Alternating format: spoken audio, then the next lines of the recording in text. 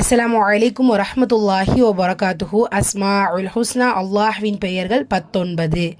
அல் ஹாதி, வழிகாட்டுபவன், த guide. அல் ஹாதி, வழிகாட்டுபவன், த guide. அல் ஹாதி உச்சரிக்கக்கூடிய முறை அலிஃப் ஃபத்ஹா லாம் சுக்கூன் அல்.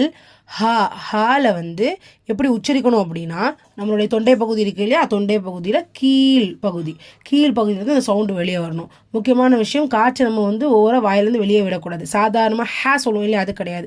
காற்றை வாய் நிரம்ப உள்ளே வச்சுக்கோங்க. அந்த சவுண்டு ஹைச்சே இங்கிலீஷில் சொல்லுவோம் இல்லையா, அதுதான் ஹா. அதாவது காற்று ரொம்ப ரைஸ் பண்ணாமல் அமைதியாக சொல்லுங்கள். ஹா கூடவே அலிஃப் மத்தா இருக்குது, 2 ஹரக்கத்தளவு நீட்டம் கொடுக்கணும்.